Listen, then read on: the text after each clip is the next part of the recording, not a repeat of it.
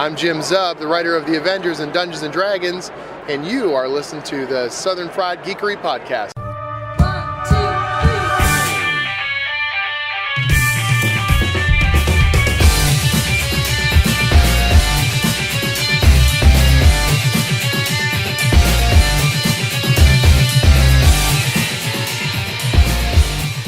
Came back and wasn't really that. I know. It was just like $10. Like they asked me if I want another one. I was like, kinda, but it's like $10. So yeah, because do you get to keep a little?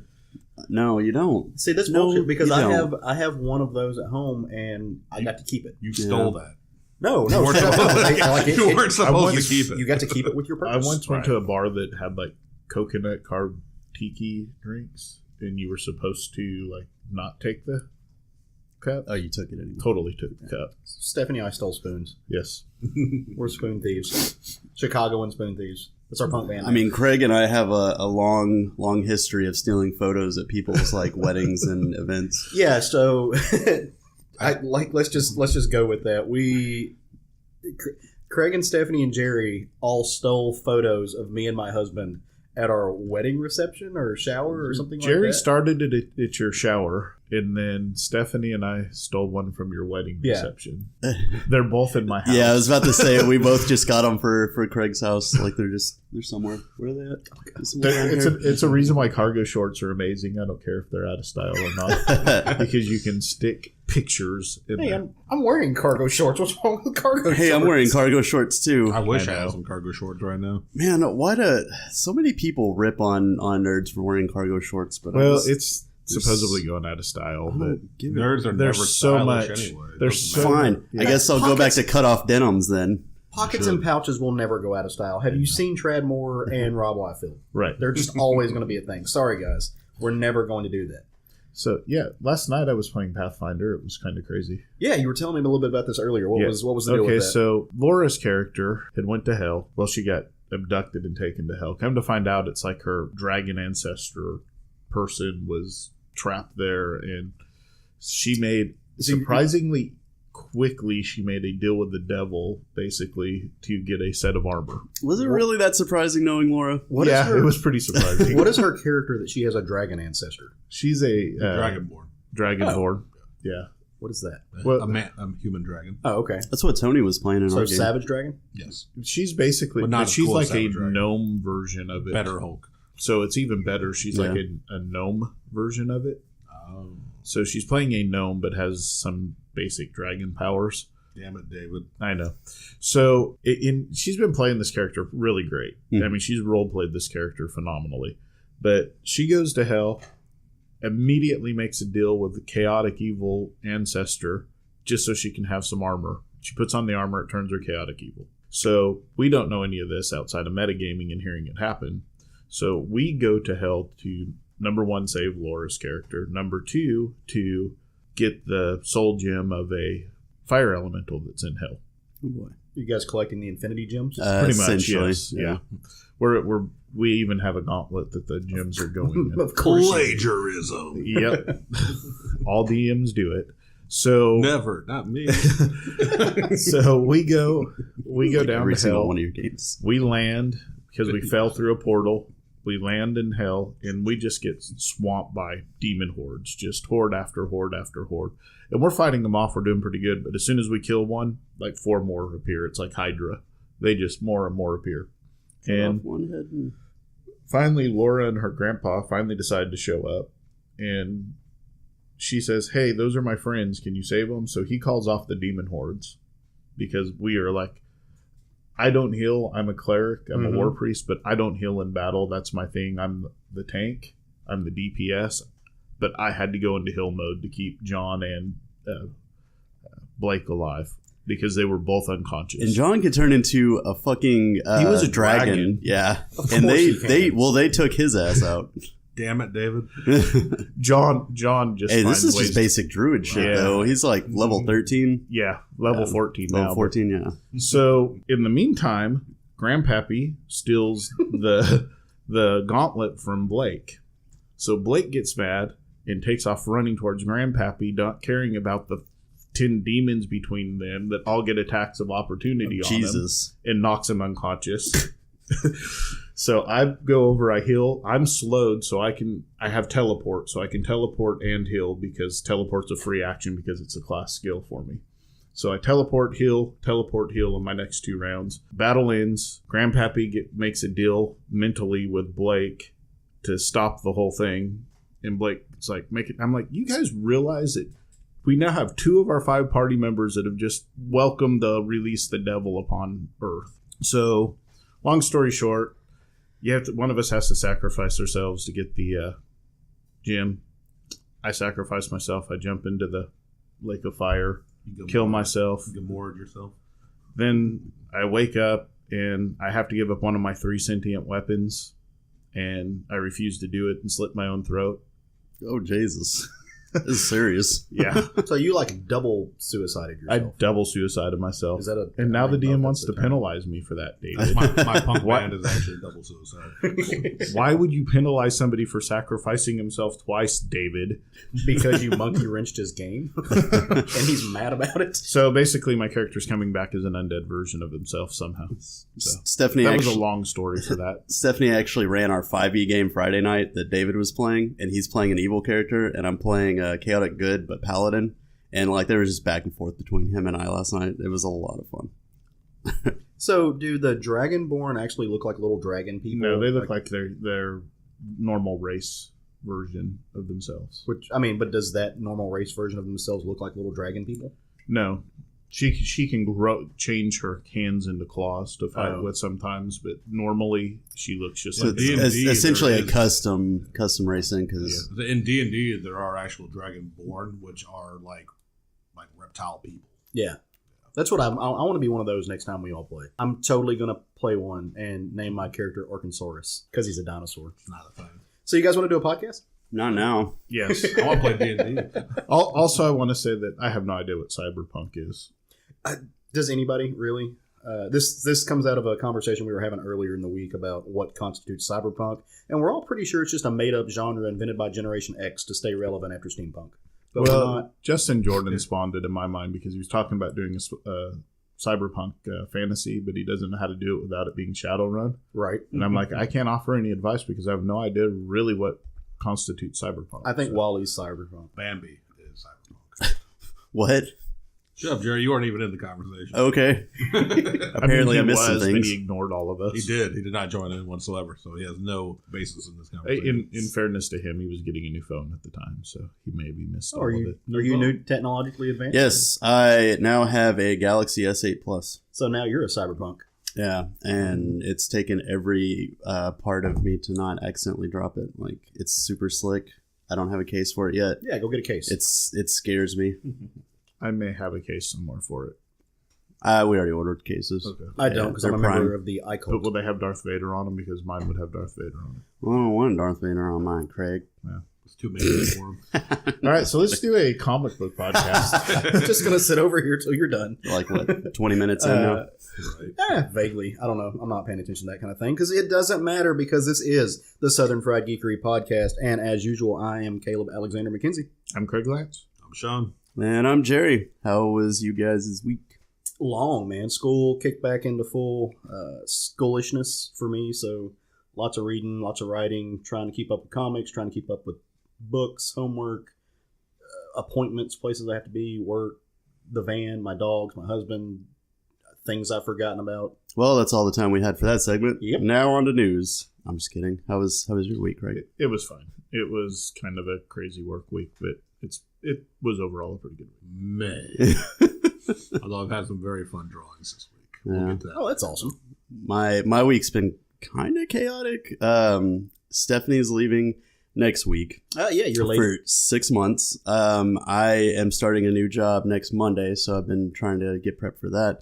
So my last day of work, they were like, "Hey, let's do some physical labor instead," because there's not a lot of like younger dudes that work there. Right. So they're like, "Hey, we're going to take advantage of you while we still have you in this department, and we want you to move all these tax booklets from like the third floor of our section to the bottom floor basement on the other side of the building."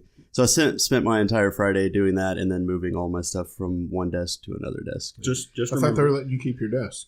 They aren't. Turns Oh. out I gotta move to the new section so they can hire somebody and give them my window seat. Hey, Jerry. My first desk job. You're me now. Yeah, well. Congratulations. Yeah. For at least a day, you were me. Yeah. And remember, kids, when you're lifting heavy objects, lift with your back, not your legs, in a sharp, twisting motion. And this is episode 34 of the Southern Fried Geekery podcast. If you're online, and who isn't online these days, go run by our social media sites and check us out. We're on Twitter, we're on Instagram, we're on Facebook. Just type in Southern Fried Geekery podcast in the search bar, will pop up. You can do the same thing on YouTube and find all of our episodes there. I'm sure somebody has figured out how to listen to our podcast with corn somewhere out there. With corn? Yeah. Like the band? No. Is there like a corn C-O-R-N. farm? Yeah.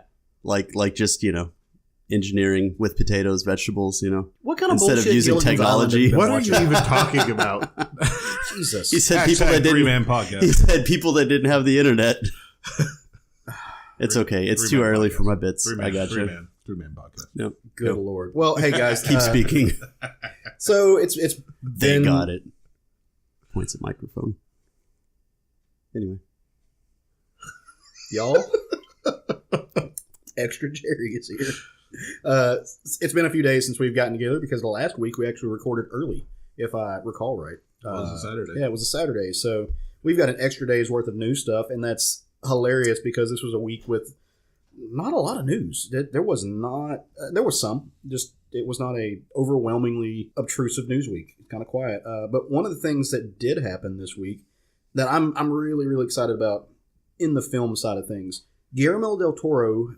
And this is not new news in this part, but Guillermo del Toro is producing a film version of Scary Stories to Tell in the Dark, which is one of my favorite horror series from a kid. It was kind of geared towards young adults, the younger reading market. I think Goosebumps a little bit if you haven't read that. If you haven't, go check it out because it's amazing. The artwork is insane in that book. But yeah, he's bringing it to life, and that started filming this week. So I'm super pumped about more Guillermo del Toro. Super pumped about getting the Scary Stories to Tell in the Dark. Even if there is a weird, creepy, horrifying, blue eyeshadowed clown on the cover, because that's fucking weird. I think you mean amazing. Oh, clowns give me the heaves, man. Clowns are awesome. They scare me. They scared me too.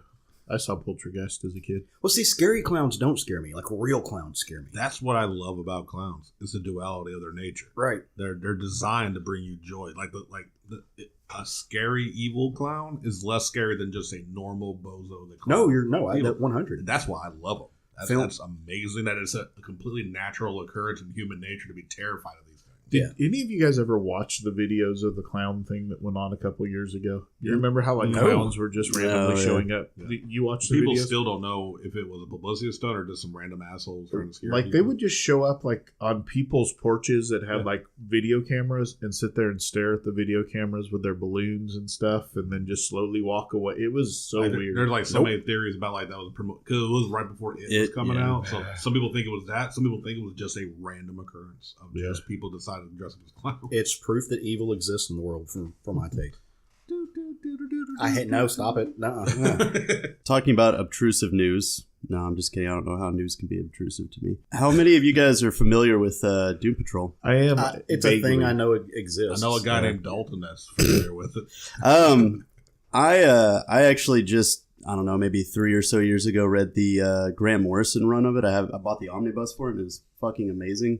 So I've been pretty excited about this new series that's coming out, and I'm pretty sure it's their first casting that they've done, but they've casted Brendan Fraser to voice Robot Man. Yeah. And the whole story behind Robot Man is he was a race car driver who got into a horrific accident, and the scientist found him and basically put his brain into a robot body. That's pretty interesting. He's usually like the heart and the driving point of the party. He's always the person that tries to think like with like logic and common sense in the group. So it's going to be interesting. Because when I think race car driver, I think logic and common sense. It takes a lot of logic to turn left a bunch of times.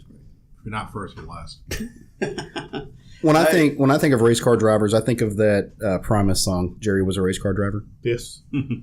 Which is fitting. When I think of Primus, I think of Winona's Big Brown Beaver. I try not to think about Big Brown Beavers as much as possible. Last I thought I heard of Brendan Fraser's, he didn't seem to be doing very well, but I mean, is this the first thing he's done in a while? It is the first thing he's been in a while. He had some, not health issues, he had some real life issues, divorces and things like that.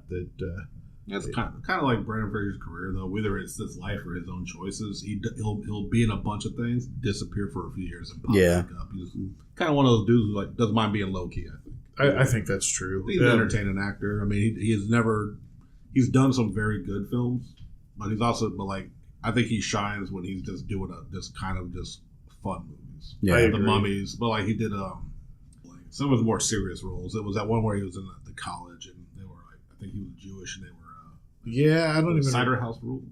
No, it wasn't Cider House Rules, but I know which one you're that was talking one of his more about. dramatic performances, and he was very good at that. I think he does campy action really well. So I think the Mummy movies, even when they got bad towards the end, he was fine. Yeah, those are the movies that actually like. Oh, so when Jerry was asking if we were familiar with it vaguely, about to commit nerd suicide here. Grant Morrison is not my favorite writer. He gets way too high concept and doesn't, at least for my end, doesn't know how to wrangle it in sometimes. That's a real thing with him. Sometimes he goes way out in left field. Yeah, which is fine. And people like that's great. It's just not my cup of tea. So I haven't ever read the Doom Patrol stuff because the Doom Patrol is, in many ways, it gets extremely meta, extremely high concept. It's got lots of loops. You gotta hold on to it. So it's just not my cup of tea. But from what I have read of it, like Brendan Fraser makes the perfect sense for this character. Because of exactly what Craig said, he does campy action very well. And I think that I've loved him in a lot of his stuff. I love the movie Monkey Bone. I think it's hilarious. Monkey Bone is great. I love Chris Kattan. Anytime I think of him, I think of Brendan Fraser. I think of either Monkey Bone or what was the remake movie that they did where he was trying to make a deal with the devil. I can't think of the name of it, but I know exactly. I go back and forth in one of those movies. Yeah, I think of Georgia of the Jungle too. Just Encino Man. Georgia. Yeah, I loved Encino Man. Oh man, whatever happened to Pauly Shore? He died. I saw the documentary. Oh dear. He's not really dead. No, he did the documentary. I was about to win another bet. No, he did the documentary. Yeah, I know what you're talking about. But yeah, man, I think it's a good casting. Yeah.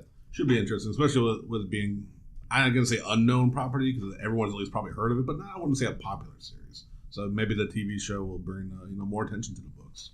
Possibly. Yeah. We always have that worry because it's DC, so it's always a concern. Well, and so you've had the Doom Patrol book over the past 3 years that were written by Gerard Way from My Chemical Romance. So I was going to say the Black Parade in my brain because that's was the a album. Great song by My Chemical Romance. It's a great album by I'm not a huge fan of that band. That's a phenomenal Just album. give Craig your thoughts. I'm just going to box them up and hand them to him. We're Craig Levine. Oh yes we are. There's synchronicity here. But that Gerard Way took so long to come out, and that is one thing that bugs me. Like if you have a set production schedule, produce, and so that was another reason. But that's still, I think that you've had enough time for it to become your average comic fan at least is aware of it. I think the movie's going to hit a lot of people that aren't inside comics by surprise. They're not going to have that name recognition on the team because there's none of your big DC people on the team.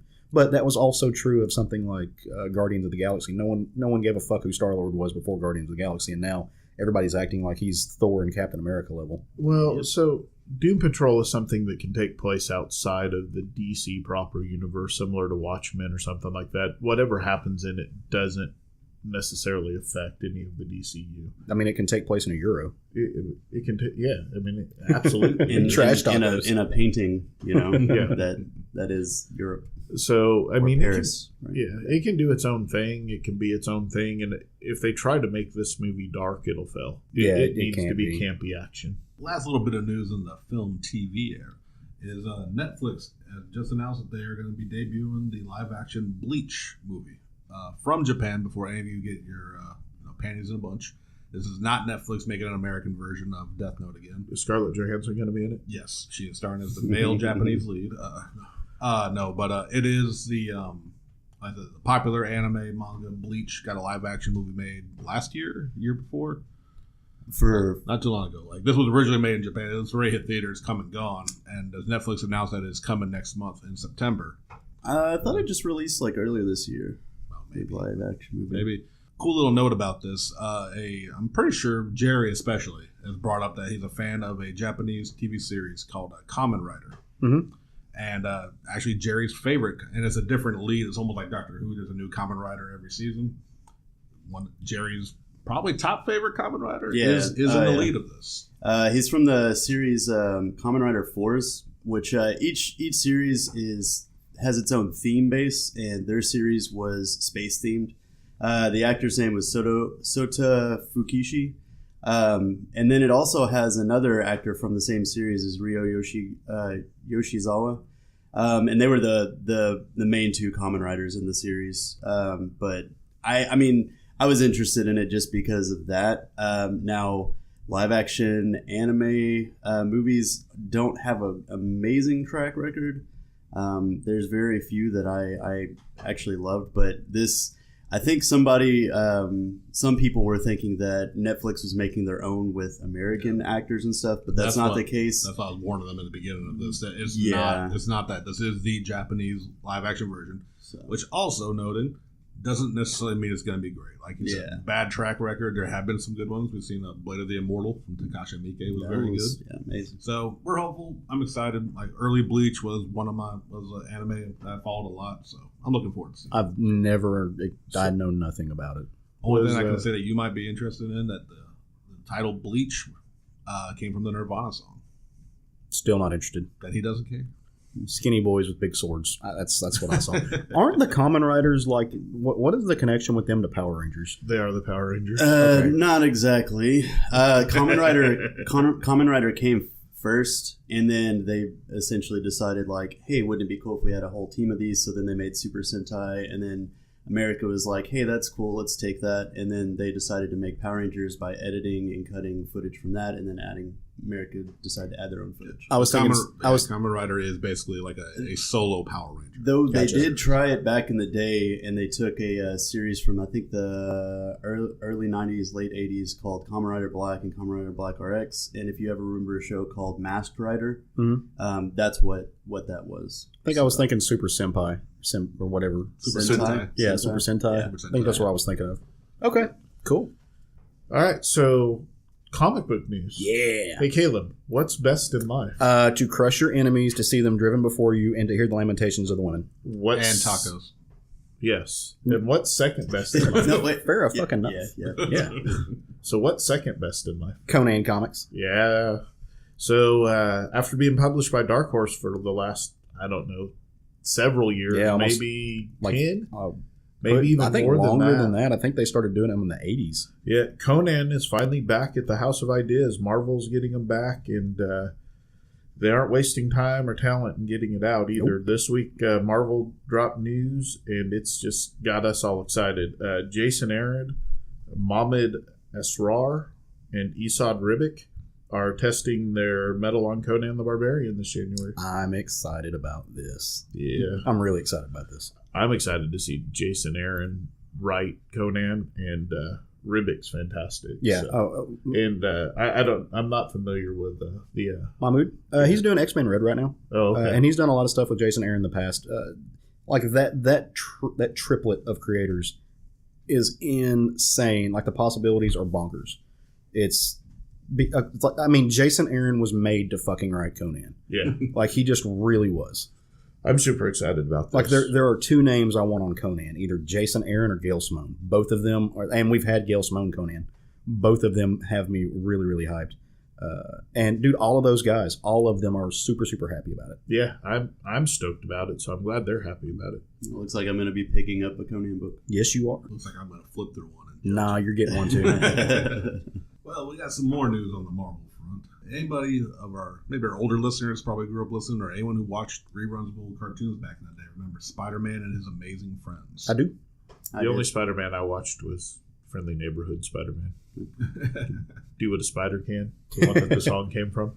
Well, a little bit after that, Yes. they made a show called Spider-Man and the Amazing Friends, where Spider-Man teamed up with Iceman from the X-Men and Firestar from eventually into the New Warriors. But I guess she was really a character on her own back then. Well, yeah, she's a mutant, so she's at. I think she debuted in the X-Men. She was in New Warriors, and then she was in the Avengers for a little bit. Right. She's been around. Well, they're bringing them back. Yay! Kind of. The main trio are getting back together this November in Iceman #3. Awesome. That's a little throwback. I know my wife Vanetta was a really big fan of the cartoon back in the day. So it's kind of a cool little nod to like some of their past stuff that they're doing. It's super fun, and I mean the most exciting part of this for me is that we're getting another Iceman series. I love the last one. Cena Grace did great work on that one, on that series, and I'm super pumped about getting that and knowing that we're getting these tangential characters that have got such a rich history with Iceman, and friendship in that is really, really fun. So I mean, I expect to hear the usual band of douchebags getting all pissy, but because Iceman's still gay, Firestar has a vagina. So Oh no. we said the V word. We can't have non-straight white people as heroes Apparently. or protagonists. I mean, there are straight women, Craig. You know this, right? No, they're not. There are white straight women. I meant I know, straight white I know man. what you mean. There are no straight white women. All women are secret lesbians.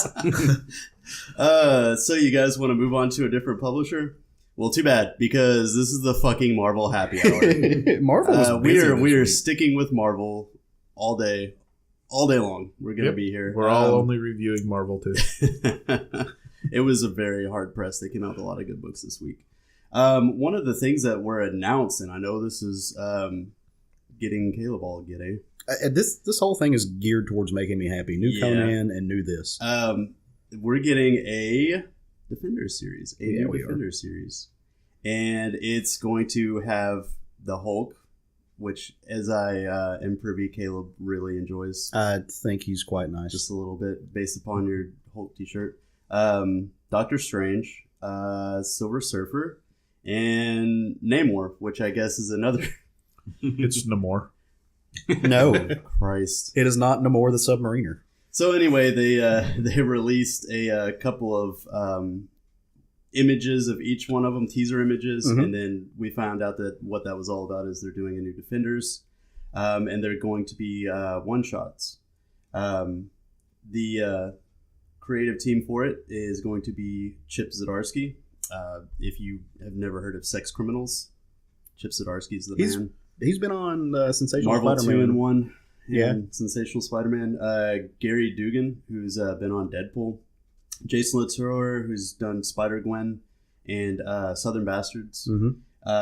Simone Diamio, who did Old Man Logan Annual. Is there anything else that you guys can think of? No, I'm not super familiar with him. Carlos Magno from Thunderbolts. Greg Smallwood, which we all know and met except for Caleb because he had to go to Florida that week. Who's been doing the art in Moon Knight, right? Yeah. Al Ewing, who did the Immortal Hulk, and Joe Bennett, who is also on the Immortal Hulk. They will weave the 5 individual stories that will culminate in the Defenders: The Best Defense. So, yeah, be on the lookout for that. Getting those, even just getting the Hulk and Namor together is happy making. Yeah, and I agree with this. When you say original Defenders, I always think of the original Human Torch being involved. I kind of get why they stay away from him. Well, Jim Hammond has shown up in the comics. Is it Jim or John? Either way, it's Jay Hammond. He showed up in the comics not too long ago. He's still around, I think, doing something. Now, you guys said something a while ago about Greg Smallwood. Did he come back to Moon Knight? Because he'd been off of it for a little bit, didn't he? I jumped off the title, and I just wasn't feeling He it. may be off of it now. Yeah, It but is I know Jim Hammond. You won. You got it. I mean, technically, No, he got Oh, it. you got it. I said Okay, Hector yeah, Hammond. Was You're- John Hammond. you will learn. One shots don't make me happy. I would love it if it were an ongoing series, but I'll take what I can get. I think this is a series of one-shots that tie together. Oh, I'm sure, yeah. It's like a little mini Anthology. Basically, it's going to be an anthology book written separate issues. So, I love me some Defenders. In the last little bit of Marvel news, and this one's going to be kind of a two-parter where I'm going to rage a little bit. I'm prone to do. This is not going to be a Lance rant. It's going to be a Caleb Lance. No, what did we call it? Caleb's call? Caleb something. Who knows? I came up with a name for it. I'm going to give it a tense name and say fucking white people. Yeah, right. So in this one, Riri Williams, who is a character that was invented by Brian Michael Bendis, she's a young African American super genius Iron Man analog. She was the focal point of one of the Iron Man titles for a little bit while Tony Stark was in a coma, because that was a thing that happened. She is getting her own ongoing title. We're getting Ironheart, because that's what she's calling herself these days. And she absolutely should have her own title. Yeah, for real. She's a super cool character. She's been in the Champions book and is doing amazing in there. Well, the complaint that we had with that I personally had with Marvel was they were taking old characters, putting new people in their spots. Right. To me, that didn't breathe new life into that character. It created a new character that was doing something different with the same thing. Giving her own title and her own thing while Tony Stark's out being Iron Man as well, I think is a fantastic idea. It's absolutely what they should do with it. Yeah, like Spider-Man and Spider-Man. No, you're not wrong. You know what else is a fantastic idea? What? Putting an award-winning writer on that series. Yeah. A super award-winning writer, Ewing, who is... I think this is her first foray into comics. This is the first time she's ever written anything for sequential art, but she is a phenomenal writer. I've read some of her stuff out in the real world. She teaches at the University of Chicago or the University of Illinois at Chicago. I'm not sure what that academy's name is, but has won several awards, is well known, has a doctorate, if I'm not mistaken. It just is a super intelligent human and is kicking all kinds of ass in academia, and she's bringing it to comics, which does two things for me. Number one, it's getting a new writer in comics that's going to do awesome things, and a new voice who is not who might know what goes through the brain of a young, smart, intelligent young black woman. So that just kind of makes sense. You're bringing some from real life, and you're also bringing this idea that comics are legitimate fiction because you're getting this academic sense to it. So I'm super happy about that. And it's also going to be drawn by Kevin LaBranda, who he worked on the Royals comics. I don't know if you guys read that.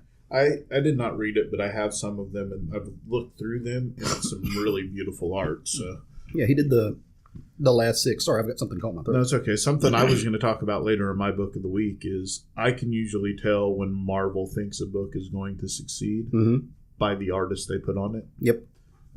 If they think it's got a legit chance to succeed, they give it a good artist. And that's what they're doing with this book. Oh, they sure are, man. He's good. Now, like I said, we can't have nice things. Because of reasons, because of the internet. So, of course, you can't have a talented young woman writing a female person of color without the usual merry band of bigots rearing their ugly fucking heads. I hate these douchebags. They are the bane of my existence, and pointing out their stupidity on Twitter has become a new pastime for me, which I don't have time for, so I need to stop, but I'm not going to. The Comicsgate get jackasses. They decided to go after that writer online. And they stretched it so far as to try to attach the name of the late, great Darwin Cook to their little shitty cause, which was not a good idea. Darwin Cook is loved in the comic industry and well known. Now, he was brash. He was not afraid to have a point of view. Was not the most left-leaning liberal person, but was also very open-minded, loved comics, and loved people. He would also beat your fucking ass, he was a Spitfire, man. He would throw you would catch them hands. He was not scared. So when they tried to do that, his widow, who I did not know personally, but apparently she's incredibly witty and is still very active in the comics community in her own right. She took to Twitter and was like, "Hey, nope, this is not a fact. My husband did not agree with anything that you guys have said.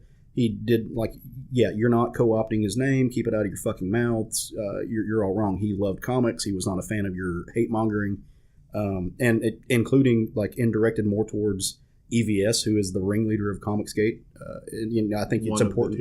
One of the 3. I think there's 3 big ones. There are 4. There's a couple of them that are all circle jerk each other and talk about how being a white man is the best gift from God. I really don't like these guys. But she got on there and was like, yeah, no, we're not doing it. And the internet fucking exploded. And it's about goddamn time. We finally had some bigger people, some bigger names. Jeff Lemire. Bill Sienkiewicz wrote a really good thing about it, but he's been fairly vocal about it before. But finally, other artists and other industry standards are starting to speak out and call them on their bullshit, including the fucking editor-in-chief of Marvel. So one of these yahoos is on there also spreading his little hate-mongering message, talking about how he used to be a talent scout for Marvel or whatever. CB Cebulski straight up stepped in and was like, nope, you've never worked for us. You've never done anything. You did one limited series about 10 years ago that no one read. The reason you're not working in comics is because you lack any semblance of talent. So besides the other lies that you point out here that I don't have the energy for, stop saying you were a Marvel talent scout because you, goddamn it, you weren't. And then other people popped up. And like it's all just a little circle jerk of lies of people who don't have a place in the industry because they don't have the skills to hack it, or because they're the fact that they're in general assholes in life have gotten them. No one wants to work with them, so they don't. So here's what's going to happen. These douchebags, okay, they start this shit on the internet, then they go and they cry wolf that, oh, Marvel won't do any work for me anymore, won't let me work for them anymore because of my political opinions. No, fuck you. Marvel won't let you work for them because you do shitty work. That's why you're no longer working in the industry. Yeah. Or because you never got your shot because you do shitty work. Or because you are actually a fucking asshole. When you constantly are douchebags and grade against the people that you're going to have to work against, no one wants to fucking work with you. When you have other artists that say, take my name off of that book because I don't want my name on that book with that person, that's a problem. Yep. You know? No one cares about your politics. Your politics are your politics, okay? Keep your politics to yourself and do your job, which is what they're saying the left is doing. What they're doing is exactly what they're saying the other side is doing. Right, but their fucking politics aren't politics. Their fucking politics are the industry should only cater to straight white men. That's not a political stance. That's you being a bigot. Like, absolutely. Flat out. That's not politics. But in fairness, that's 50% of the politics anymore. Well, that's true. Yeah, you're not wrong. These people are just that they don't have the concept that this book just isn't written for me. Not every fucking book out there is written for a straight white male over the age of 40. No, but there's lots of them that are. There are plenty of them out there for those people as well. Take the concept that not every show that's made, not every movie that's made, not every book that's written may not be written to me, may not be filmed for me, may not be shown for me. When you look at it through that perspective, then you just don't read what you don't want to read. Yeah. It's real fucking simple. You know, if you're going out and buying books just so you can bitch about it on the internet, go fuck yourself. Yep. So, especially when it's very obvious what those books, like what your issue is with them, which we will get to in my section. What your anger is. This rant will continue. Well, and because specifically people like this see your silence as a sort of condonation, not condemnation. They think if you're being quiet, they're the silent majority motherfuckers, right? They're these alt-right Trump-ian type things like, oh, people don't speak up because they're all for us. No, they're not. So I think you have to speak up for us. So here, flat out, like just to put it out there, if you are one of these Comicsgate people, if you support Comicsgate, then either you, number one, either need to look more into it and actually understand what you are, or if you know what you are and you're still doing it anyway, fuck you, don't listen to our goddamn podcast. Go away, far, far away. You're a bigot. We don't want you. And if you're a young creator who is being roped into this idea that you can tie yourself in with these guys who have these really shitty messages and are going to try to crowdfund your way to greatness, the only people who are monetarily benefiting from this are going to be the people at the very top who already are, and they're spending everything. It's a pyramid scheme. People. Yep. And, you know, it's exactly what it is. And they're all the ones who have their giant Indiegogo campaigns. Well, some of them live right here in fucking Little Rock. And I could give a shit less what they think about me. Because if they're going to either be silent or put themselves in this camp, then they can go fuck themselves. So that's just my little thing.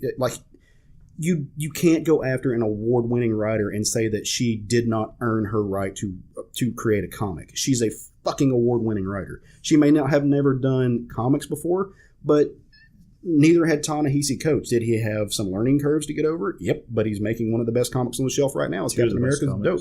Yeah, two of the best comics right now. You know who else was a fucking writer who didn't do comics until he did and was amazing? Neil goddamn Gaiman. That dude wrote books until he decided to write comics, and he came out with fucking Sandman. Right. So go back to the deepest recesses of 4chan, you goddamn trolls. I mean, that you could go on and on about authors that became comic book writer. Max Brooks. I mean, there's a shit ton of them out there. Yep. And yeah, there might be a learning curve, but You're literally bitching about something before the first issue has ever even hit the shelf just because it's got a female writer on Yeah, it. and it's pretty telling when the only mainstream comics names that you can try to co-opt into your bullshit cause are dead. Because they tried to do it with Darwin Cook because he's not alive anymore to give them the middle finger, but fortunately his wife is. You know who else they tried to do it with? Fucking Steve Ditko. Steve Ditko was an Ayn Randian, so he had a lot of right-wing leanings, but that dude literally blocked everyone from his life because of bullshit like this. And so if, like, part of this whole Comicsgate thing is that they're pissed off that creators block them when they troll them, which, what the fuck else are you supposed to do? And I'm not going to sit there and let somebody scream at me and call me the F-bomb every 5 minutes. I'm going to block you out of my life. That's what they do. Steve Ditko did that in real life. He would have made these motherfuckers rage quit. Like, he would not have had a goddamn thing to do with them. So it's just hilarious. It's a joke. They're pathetic. They're weak little white men. It's people that are not talented enough to make it in the industry, so they want to shit on the industry and then push their own shitty publishing. The entire thing is not a righteous cause. Nope. It's not a belief. It's, hey, all this is bad. Buy my book. Yep. That's the bottom That's fucking all line. it is. And all the people that are roped in, these talented young artists that we know are here local, are getting roped in with this shit. Gonna kill your fucking career. Oh, they already have. Little pyramid. Straight up already have. Oh yeah, it's a fucking waste. But you know what?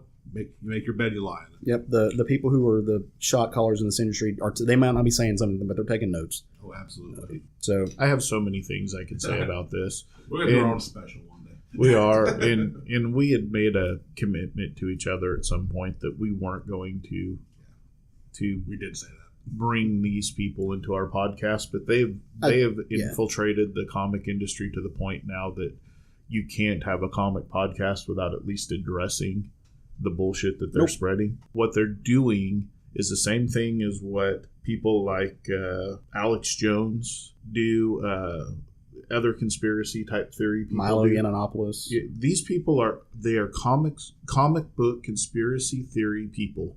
And that's all they are. So what they do is they sit around and they say, oh, well, you know, Republicans can't work or right-wing leaning people can't work in the industry, which is horseshit. There's a ton of very good right-wing leaning artists and writers out there that are having a profitable career, doing a great job. No one cares because they're putting out good material. What they do is they can't make it, so it's like Sean said, they say, well, I can't make it because of my political leanings or because I believe this and I'm vocal about it or whatever. And then they get all of these people to give them money. Yep. Because I can't make it, so give me money so I can give you shit that I've had drawn for 20 years so that, you know, I'm profiting off of work that I did for fun 20 years ago. Give me your money, and you're falling for a scam, people. They're spooling up the hate mongers. That's all it is. It absolutely, they're profiteering off of people's fear. Yeah. And what's funny is the fear that they do is so goddamn generic and bland that they can get people from all, like, arguably opposing viewpoints. It's how you can get a little hate mongering following that. And as a matter of fact, one of the things that they like to point at is, well, we have women and people of color and people of the LGBT community in our little group. You know what? I'm a gay man. I can tell you that gay men can be misogynist and racist. Women can be racist and homophobic. Those things are intersectional. They're not separated. So yeah, when your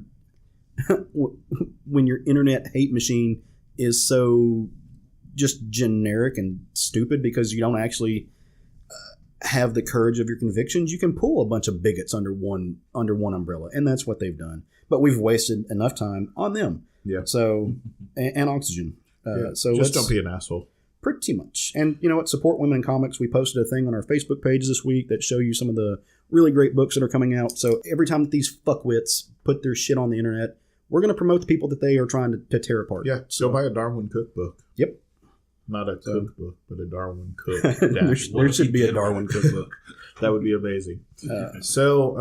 Transitioning here from a story about a dead creator to a creator that we lost this week. Yeah. Russ Heath passed away. He was a legendary creator, passed away at the age of 91. Very old school. He worked on books, anything from war comics to DC horror. He did a crap ton of GI comics, war story type comics. If you read any of that from back in the 80s and 70s, it was probably him or Michael Golden working on it. Later, Larry Hama. But he kind of, I don't want to say pioneered that, but he was one of the, you maybe didn't know his name like you know a Ditko or whatever, but he was a guy that you definitely knew his work. Right. He even did some work for a comic strip for Playboy called Little Annie Fanny, which actually led to him living in the Playboy Mansion for a bit. Not a bad life. Comics can take you places. Yeah. So, I mean, he, I don't think he's been doing anything for a while, but he is definitely somebody that the industry will miss. Yeah.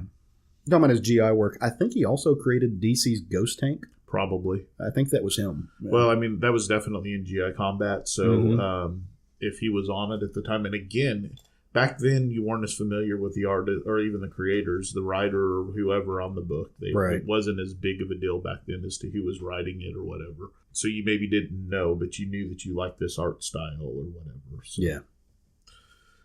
Very sad to see him go. He was 91. Yeah, that's a good life. That's a long life. So. Yeah, he saw a lot, man. For sure. But we missed. So yeah, that's our news for the week. Yeah, let's move on. Let's get to some fun stuff. Yeah, let's bring the spirits up. Hey, wait, we messed up this time because we didn't roll before we started the show. No, that did not work the last time. This time. So, because let's get into that, Jerry. What you just alluded to, it is almost the first of the month, and we've decided that we're doing something. We've already done it once on the show, but it worked out really well. We want to keep going with it. We had a plan. We're going to stick to it. So, on the first episode of each month, we are going to bring kind of a spotlight episode to the show where we focus on whatever the person who wins the role wants to talk about. It can be a concept, it can be a character, it can be a creator, it can be just kind of anything. But they're going to tell us what they want us to look up over the next week. We're going to go home and do some homework, and we're going to talk about it. So the way we do this is, and it's fitting that we started this episode off talking about some RPGs, we're going to roll D20s. And, it's kind of like rolling for initiative. The highest number gets it. And if we roll the same thing, we have to compare dex modifiers. Of course. Are you going to... I'm going to kick back and let you... All right, somebody roll. Yep, roll it. I'll start off here. And I'll be the dex judge. That's an 11. Jerry got an 11. Jerry goes to 11. Why wouldn't you just go to 10? We got to compare dex Sean rolled an 11. We're going to have a dex contest. I got a 1. I crit failed. I saw the 1 and I thought you got an 11 too. So you two re-roll. Show me your dex. Re-rolling. I crit failed. I dropped my weapon. 17. Oh, damn it. I called bullshit. The bag was in the way. Oh, was that what happened? It's the bag got in the way of your dex? 7. Oh, all right. So Sean has it. Oh. Just do it a month early, dude. Oh, no. We're out of playing time for that. It's okay. Perfectly fine. I told you I had a contingency, and it's a little bit of a, it's not a single subject matter. It's a subject in general. This is something I wanted to talk about. I want all of you to think about the pride of your collection. Ooh. What you got, where you got it, why it means something, how you came across it, whatever you want to do. Take some time and really think about what is, when you look at, we all have a pretty good collection of nerdom. Yeah. Geekery. Staying on brand. There you go. I want you to give us a little brief history of what it is, why it means so much to you, and how you acquired it. Nice. Right. You don't have to drop financial amounts that you might have paid for it if you did buy, but that's your So are we talking comic books, any part of your geekery like when collection? you walk into your nerd room and you look at something, what brings the smile to your face? What is your pride of your collection? My nerd room. Let's single out something. At least, and granted, you can't pick your favorite child, although we all pick our favorite child. Just something you think would at least make it interesting. No, dude, that's a great idea. Yeah, that's fun. And you know what? If you're listening to this and you want to throw in about what yours is, come to our Facebook page and post it. Talk to us about it. Well, maybe we'll throw up a status or something, but start one and talk about what the pride of your collection is, because everybody's going to have a different answer. Like, this is one of those things, like there will be very few overlaps, if any. Yeah. So this is going to be exciting. I'm pumped. I love talking about our collections. So one of the really cool things about having a Facebook page and a Twitter page and all of those other things is that we get to connect with people who listen to the show a little bit, and that's been a lot of fun. As we all know, Sean's the dope doodler. He has been doing his daily drawings. I'm not letting that die. I know, right? He's doing his daily drawings. It was a New Year's resolution for you, right? It was. I had not been drawing since I stopped working at a tattoo shop. Yeah. And that was 10 plus years ago now. So at the beginning of this year, I decided I want to start drawing. I was kind of sketching at work a little bit. And I'm like, you know what? Let's make this a thing. And the only way I know I'll stay committed if I have to own up to it when I'm not doing it. So started posting them on Facebook. Very cool. Well, and so you've been doing these, and so you decided to go and incorporate it with part of the show. And it's a cool way to, number one, get ideas that may not be rooted in your brain to draw stuff. Oh, absolutely. But to also give people who listen to the show a shout out. So why don't you tell us what you drew this week, man? This was a very interesting week. I had a lot of fun. First up, I was requested Angela Davis. The great Angela Davis. From my wife, Vanetta. She big fan of Angela Davis. Mm-hmm. How can you not be? I mean, seriously. Indeed. After that, it was Koro Sensei from Assassination Classroom, as requested by my second longest friend I've known in my entire life, Adrian Hill. Good shout out to him. Good dude. After that, Scooter from the GoBots. Brought back all the nightmare fuel from my childhood and looking at that face. Abomination's face. You drew it. I know. Who the fuck was the one person who still remembered Scooter? Thank you once again, one Russ Galusha. Of course it was Russ. Emmy Award winning Russ Galusha, Nightmare Fuel Breeder. But yes, I drew Scooter from the old school GoBots cartoon. It was horrifying, and I loved it. After that, Barry Allen from the Flash family. I chose to go with the Teen Titans look because that was my Kid Flash. Mm-hmm. That was requested by one. I apologize in advance. Denard Yaller Stewart. Hey, Denard. What's up? How's it going? Yeah, I apologize if I brutalized your name. If you don't like the way Sean said your name, you can actually come on the show and try to fight him. We will get butt naked and wrestle. Let's do this. Hey, yeah. After that, a much happier request of RC from the Transformers movie and later on into the series from, again, one Russ Galusha. He loves his Transformers, He man. does love the Transformers. Loves his He Transformers. posted up a couple requests in a row, so I kind of alternated and got back to him. After that, it was a lesser-known cartoon comic book action line called Bucky O'Hare. Okay, yeah. A very good NES game, underrated one. Not brought up too often. As requested by a Mike Del Vecchio. Mm-hmm. Again, if I mispronounce your name. I think you got it right. Hey, Mike. After that, had Gabby the cat to be drawn like one of my French girls. Requested by her owner, Melissa R. Martinka. It was toots. It was real toots. It was cute. And then after that, it was Shirtless Bear Fighter. Yes. Requested by one, Wendy Freeman. Both an excellent choice and an excellent person. Indeed. I actually, for some reason, could not remember the name of it, but I'm just going to throw it out there if you guys are cool with it. But Denard actually does a podcast, too. Okay, yeah. Him and a friend of his does the Excitable Gentleman podcast. Very cool. Yeah, and they talk comics or movies. Usually, the episodes that I listened to, they were going over Marvel movies. Like they were after they would watch them, they would go and review them. And That's stuff like badass. What is the Excitable Gentleman? The Excitable Gentleman. Very cool. Well, I'm glad to know a fellow podcaster is listening to the show. Awesome. Greatly appreciate it. Hey, I actually have a request for you. Do you want me to post it online, or can I tell you now? I honestly, legitimately need to post it online so I can screenshot so I'll remember. Okay. You guys have been great. I have a laundry list of more requests to do and are still coming daily. Y'all been great. I mean, you could still tell us, right? You can totally say you can it tell now, us. but and I'm then waiting. post it. I'm waiting with bated Please post it breath. so I No, can screenshot Lion-O from Thundercats. I know. Oh. Yeah. Please post it on my next drawing or I'll something. do it. So I'll see it so I can screenshot it. I'll do it. It's the only way I remember always. I forget things. Quincy, I'm sorry. Wait. I'm so sorry, Quincy. I want to tag team on this. Do you remember the Pip the Troll from Marvel? Yes. You ever heard of Pip the Troll? Yes. Can You you? don't mean Puck from Alpha Flight? No, No, he was in. No, he was I in the don't- Infinity Gauntlet. Yep. I don't remember Pip, but I need you to do a Pip and Lino team up, so it's Pips and Hose. All right. all right, That's it for today. Real, I'm glad we glad to be off this. Sean, Pips and Sean, Hose. 2-man YouTube channel. Hashtag 2-man YouTube. Oh boy. Well, so was that the? That was the last one. Okay, awesome. I knew you had a longer week because we recorded early. Indeed. So the other part of what we do with our little listener, not little, that's demeaning. I'm Our sorry. big listeners. Our listener interaction is we get questions from you guys, which has been a lot of fun. It's a new segment that we really enjoy doing. We want to keep it up, so keep flooding us with those questions, and we've gotten some really good ones.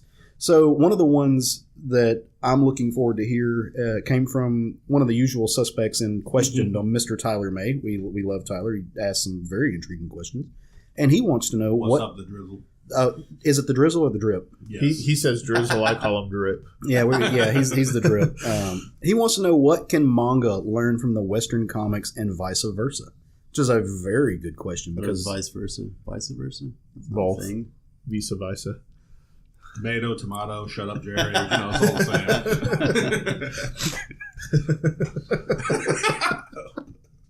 Got him. it cracks me up. Anyway, yeah. So It is a very interesting question, and granted, like me and Jay are definitely the manga readers of this group. I thought long and hard about this, and to be honest, I'm kind of hard pressed. Jerry, I mean, I don't know if you have anything specific that you think would like benefit from one or the other. Well, the thing that comic books I think could learn from manga, which independent publishers basically already do that. I just feel like Marvel and DC need to do it a little more. But I mean, for manga though, it's different because they essentially have an ending in mind.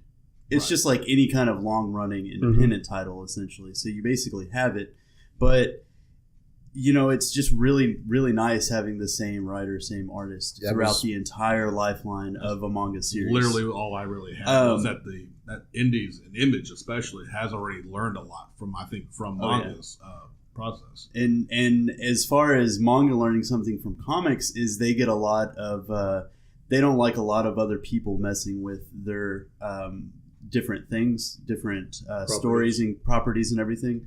And occasionally, and it works for My Hero easily that they have an offshoot series.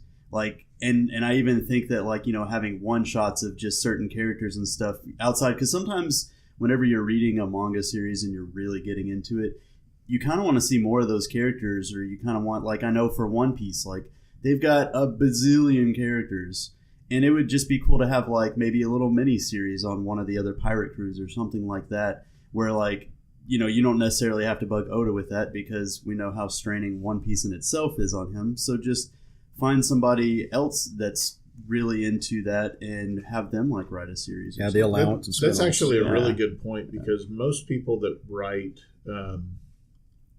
they actually have backstories in their minds for all of the characters they bring into the. Now Oda does a lot of backstories on some of the characters, but that in his mind he has stories, and you could say, hey, here's a young and upcoming manga writer. What if we gave him this story? Go tell the story and draw it and get it out there. That's a good idea. And I think that's kind of what they did with that Vigilante series. Right. If the creator wrote the concept, and he may be writing, but he's not drawing. I know that. He's not writing it. He kind of had the concept. I think. Yeah, he has the story of what he kind of wants them to do, and then they just go with it from writing and stuff like that. He basically gives them these are the characters you can use essentially. And only thing I can honestly say, and it's simply for more of the humanitarian side of things, because I think what they can learn from each other has already been implemented. A lot of it. That's why it's kind of hard to answer. I do think that for the sake of the artists and creators, Japan can learn a lot more from it's okay to put out a book once a month like American comics, because I'm still scared to death that Oda will die before One Piece is finished. It's just it's a health issue. It's putting out these kind of books once a week. It's fucking killer. Right. Not only is it health, but it's also quality of book. That's the problem with Bleach. That was the problem with Naruto. They started off strong, but once they got into that weekly grind, their art suffered, their story suffered.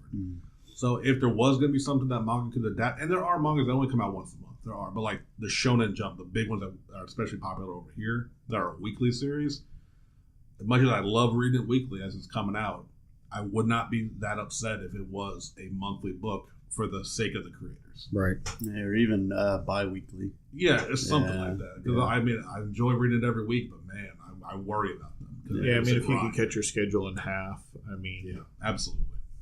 So just to throw one last little thing in there, I think that Western comics can learn a lot from the marketing of Asiatic comics. Comics from China, comics from Japan, Korean comics, and that you don't need the direct market. There are other ways to market your books that will be largely more successful. than just going through kind of one channel to get the books in your hands of your customers.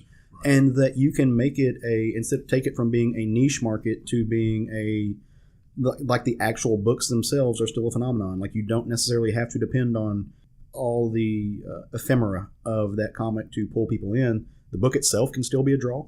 Right. And I think that we need to realize that. And I was going to say the same thing about longevity in creators, but also longevity in stories. We can go past 12 issues. Like you can go past 20 issues. And you can do that with the same creators, and we're seeing a little bit of that. Well, we see it in, as Jerry said, in the creator-owned indie comics. You get stuff, or even in like the Vertigos and stuff like that, where they're allowed to tell their stories as a creator. Yeah, because that's where you got Sandman, that I think was 80-something issues, and you got Transmetropolitan, and Preacher, and Hellblazer, and things like that. Yeah. That being said, it's a double-edged sword because you also have titles like Amazing Spider-Man that Dan Slott was on for over a decade, which is exactly what we're talking about. And there are large swaths of his run that people just generally don't like they weren't good. Yeah. Or at least they did not that they weren't pull good, people in. they weren't. Yeah, that's right. I don't want to do a judgment call on that because honestly, I didn't read most of it, so I don't think I can. So it was more just you're right. You get a creator on a book that isn't hitting it, but you've got them committed to 10 years on it. You know, the book's going to suffer maybe, but I think maybe the real lesson there is to let creators tell the stories that they want to tell and don't have it be so editorially driven. Maybe that's what the big two can learn. And I think that the way to do that is, which gets into our next question, kind of, is allowing creators to have their own say. You know, like you said, but then you have to go to a creator-owned thing to do that. Well, because we are dealing with a connected universe. And like exactly. Two of which we do have some creators that have long-running series that are 100% their control. I go on and on about Savage Dragon. Stan Sakai's Usagi Yojimbo, Dark Horse Publishing, but it's been his baby from day one. Right. Even Spawn. Well, Walking Dead. That's been Kirkman. Thank you. Yeah. That's been Kirkman's baby from day one. So you do get those. Yeah. But it is obviously Dark Horse Image. It's harder to see. I can't think of anything that's directly DC, not Vertigo, or Marvel. That's not whatever one of their offshoots are. They don't seem to want to keep talent, or maybe they can't, or whatever reasoning. But I think more creator owned and driven, even in the big two, would be very good. Which absolutely leads to the next question. Why don't you go ahead and read it? So the next question was from Mr. Robert Hafferman, who is a friend of the show. Love that guy. He asked, or starts off with a comment, I should say. We all enjoy Image as a publisher, but is it too much of a good thing? Do they release too many new titles? Is there room for more? Is there an oversaturation to the market? Yes and no. I love Image. I don't know if I can say it's too much of a good thing because the market will bear what the market will bear. I like living in a world where there are such good comics that I can't read them all, instead of just having 2 good comics on the shelf and 40 that I don't give a shit about. I like the fact that I have to be kind of picky in what I'm going to consume as a comic reader because there's so much good on the shelves. Is there room for more? Always. There's always room for more. There is absolutely always room for more stories, more creators. There are no limitations on comics. Now, are there limitations on what people can afford? Yes. Is that where the oversaturation comes in mind? Yes. But I also can't afford to go out and drive every car that's created. I can't afford to go out and eat at every restaurant that's created. Just because there are things out there that aren't accessible to me or that I don't want to access doesn't mean that there's not somebody who can. Now, will the market support that? Is it going to be profitable for the publisher? Who knows? Maybe. I don't know. I don't know the printing cost. I'm not in that world. But if they can they wouldn't be doing it if they couldn't get by with it. If they, all of these companies are ran by people who, are wearing suits and ties and look at spreadsheets all day. So they're not going to do this is not a charity. It is not a fan, which I think some fanboys seem to think that this market is that it's a fanboy charity. It's not. It's a profitable business. I mean, we're talking about a business that's over $1 billion a year business. So I mean, yeah, yes and no to that question. Do I think that It's too much of a good thing? No. Do I think they release too many new titles? No. Is there room for more? Yes. Is it oversaturated? Yes. Yeah, so my thoughts are very much along the same line. I don't think that there's too much. I really don't. The great thing about Image and really any of the other non-Big Two comic publishers is that it's all creator-owned. And as such, each title is its own thing.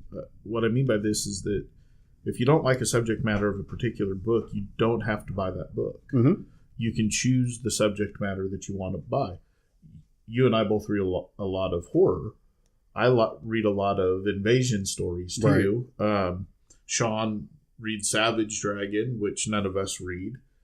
Jerry's got his things he reads that we don't know about. We don't know. They're the secret books that I tell them to lots turn of tentacles and put a board over it. My point is that we all read a lot of the same thing, but we also all read things that are our own. Right. So I don't think limiting creativity is ever a good thing. So as you said, the publishers are going to determine whether that thing is good enough to publish that they think it's going to make money. Mm-hmm. Competition is competition, but it's a competition within that own market, within their own market. It's just like saying Random House is only going to put out 10 books a month because the market can't support more than that. Random House is going to put out as many books as come through to be published that month and let the market decide which ones succeed or not. Right. The thing about a comic book, if it's not succeeding, they just cancel it. Yeah, it just goes away. It just goes away. Yeah. So it's to me, I think the answer is give all the comics creators the avenue to create their comics and let the market decide which ones are going to succeed or not. Yep. Yeah, absolutely. There is, to me, there's no such thing as too much creativity. Right. You can see that even in in manga. You go down to Barnes & Noble and look at the manga section, there's 1 billion books. Mm-hmm. And that's great because if you are feeling like, okay, I'm looking at my comic books rack and I don't care about that, you go down the list like, oh, there's only 3 books, they're oversaturating the market. For every book you don't like, there's 5 people that do like that book. So, no such thing as oversaturation in creativity in markets. There's always somebody who will like something you don't and give everyone an avenue to put out their creativity. That seems to be a theme of this show. Yeah. I mean, my biggest problem is I don't have enough money to buy them all or enough time to read them all. Right. I mean, if I could, then I would, but yeah, it's just... I mean, that's the thing, right? So you have to pick the ones that you can and that really call to you, but it's no different than novels or it's no different than television. I can't watch every television show I want to watch either. I just don't have the time to do it. Mm-hmm. Does that mean that they should cut the channels in half and only... It's never limit creativity. No, and we always have the option of trades. I don't get every new Image book that comes out because, again, money, time, whatever. If I hear a series is a hit, I go back and read it and trade. Mm-hmm. I've got a few comics that I collect that are worth money, but I don't think of buying comics as hedging my bets for the future as like a speculation. It's a thing. losing proposition. Yeah. So if I miss that, so Thanos or the first run of what's the new guy, the Cosmic Ghost Rider. Mm-hmm. I don't have those books, and they're actually worth some money right now. I don't have them. I didn't give a shit about that character to begin with. So if because I've heard it's a good story, I'll probably go back and read it and trade. I'm not missing anything. Buy the books you like because they're the books you like. Yeah. Don't buy the books you buy because you think that they're going to be worth money. Yeah. Exactly. I also think the impetus in this question, I don't want to speak for Rob, but part of when we think about this question, we have to think of it from also I always go back to the local comic shop owners thing.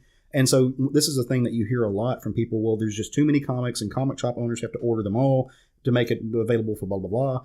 No, they don't. Like if you're a comic book shopper, like you have to know your market. You have to know who's buying your books. If you overbuy on a title that no one wanted, which is a risk for number ones, granted, but for other titles, if you just overbuy it because you think like you're making a bet, you're going to lose some of those bets. But you have to know your market. Like you have to research what you're selling. You have to know who you're selling it to and when they're coming in. And ask your customers to pre-order stuff. Ask your previews come out 3 months in advance. Ask your customers to come in, and if they want a new title, to pre-order it. I think that that's something that local comic book stores should do a little bit more, is have the previews available for people to sit down and thumb through and, hey, you need to give me your order by this date. So sit here and, when your regulars come in, I mean, we all know you can buy the previews, but not everybody wants to spend $5 to get the previews. Right. And sometimes by the time you see the news, the comic book stores already placed their order. In today's world, you probably see it ahead of time, but you miss out on some really good books not going through the previews. So I think that local comic book stores should have one readily available for people to look through so that they can sit there and flip through it, spend 15 minutes, flip through it, see the books you want, give them your list for your ads, subtracts, whatever you need to do. And if you miss it, you miss it. But, wholeheartedly agree. Yeah, go ahead, Sean. And just one other thing, just because to me, it's a very strange phenomenon that I do see. If you do have issues, like, you can't find your books because there's too many of the other books on the shelf and they didn't order enough, most comic stores have order boxes. You can set up an order box and get the exact books you want. Yeah. But and to me, if you shop at the same store regularly, it's strange that I still see people walk in at our local comic book shop, not naming any names, I don't know them, but like I see them every week when we're hanging out in there, and they're walking to the shelf and getting all their books instead of going to having a pull box. Yeah. And I'm not saying they're just complaining about that, but that could be an issue of oversaturation. Like, oh well, he's not ordering my books, he's ordering all these others. Well, set up a pull box. It's that simple. Most shops that I've ever been to don't charge for it. They know that's a guaranteed customer purchase. Yeah. So do that too to make sure you get the books you want to read. Awesome. All right. So our third and final question this week comes from Mr. Frankie De Jesus, who is a friend of ours. Actually got to know him through the 11 O'Clock Comic Show, and he's a big wrestling guy. Like, he loves him some Matt. So he wants to know: do we watch anything outside of WWE or TNA? Like New Japan Wrestling, or there's another one that I don't know what it's called. Ring of Honor. ROH. Oh, okay. Yeah, he sent ROH, and I didn't know what that was. If so, what's your favorite indie promo? I watch exactly zero wrestling, so I'm gonna lob this one over to Sean. We'll hand it over to the actual wrestling guy on their show. And it's not going to be an in-depth answer because the reality is I love wrestling. I don't have a favorite promotion. I watch whatever is readily available to me. WWE and right now New Japan Pro Wrestling are currently on my cable subscription, so I can watch those regularly. Beyond that, I'll watch any damn thing I can find a hold of wrestling on YouTube, from New Japan Pro Wrestling to Ring of Honor to All Japan to Main Event, local promotion stuff. Our buddy Action Jackson wrestles for Main Event, and there's literally I watch any damn wrestling I can find, even going back to the old NWA old wrestling. So the answer is literally yes. Just if it's there, you'll take it. If it's wrestling, I watch it. Nice. Well, so we're gonna move on from that section. That's 3 questions of the week. It was really good. Did you have anything, Jerry? You want to throw in? No. Yeah, just promotion to you. Yeah, just not. I haven't been into wrestling for a long time, so I'm it's the just one not wearing the something. wrestling shirt, I guess. So you are the only one wearing a wrestling shirt. He is. He's wearing a SummerSlam. Yeah, Stephen Amell versus Stardust. Great. That was Goldust's brother, right? That is Goldust. Yeah. I win. Wearing his Mr. Sinister cloak. Yeah, this was actually for a charity that Stephen Amell and him put on for a boys' home in, I think, Canada. That's dope. All right, so we're going to let you shine here for a minute. You guys ready? So why don't you serve us up a bowl of MangaRaman? All right. We got a series we're both big fans of. It's called Hellsing, this episode.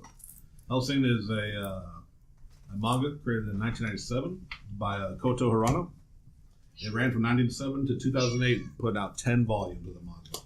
It got a TV adaptation anime in 2001, which ran all the way to 2002 for 13 episodes.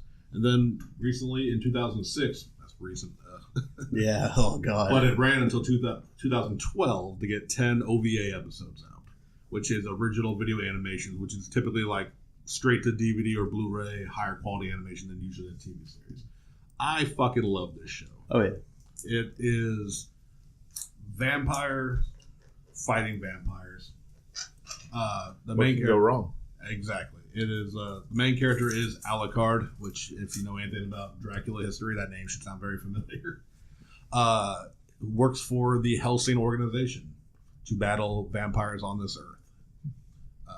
Jerry? Yeah, it's he's essentially kind of a servant Yes.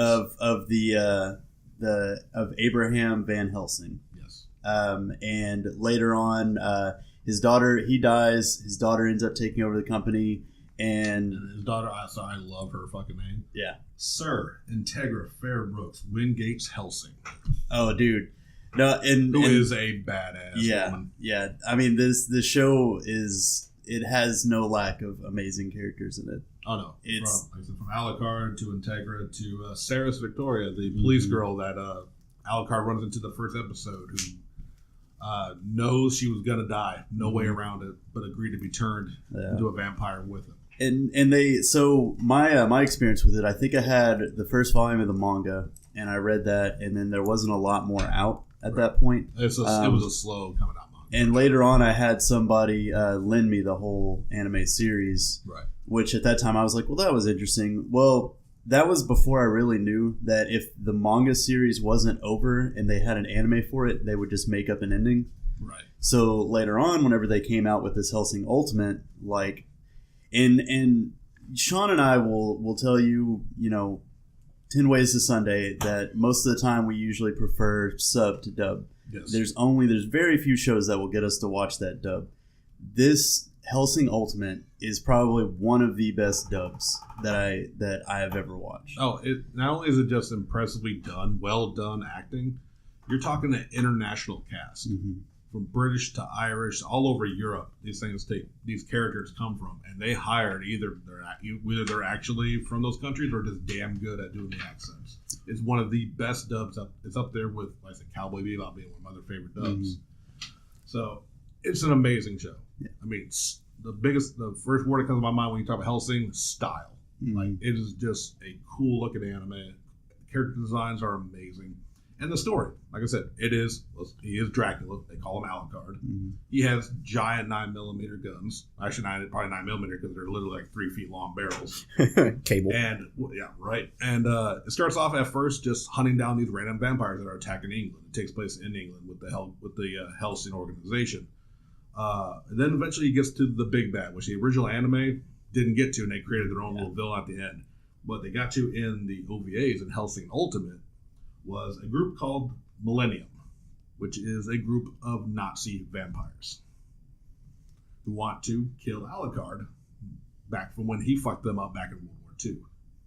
So you get into that, you get into this all kind of like these different villains, and just you slowly see the power of Alucard, because we all know Dracula is the main vampire, and they just pumped him up with power. Show. It's amazing, and he's just such a shit talker, especially to other vampires, because he looks. You're all just like children of him, and you're all below him. Mm-hmm. So very cool, and of course, like talk about sub characters. One of my favorite sub characters at all is Father Alexander Anderson from the Vatican Section 13 of Iscariot, who is while Hellsing organization are the Protestant church hunting vampires. The Catholics have their own unit, and they hate each other. And Alexander is a regenerator. Basically, he can take a lot of damage, keep coming back. He fights with bayonet blades and Bible pages that will hold a vampire in place somehow. We don't know how that works. It's Catholic.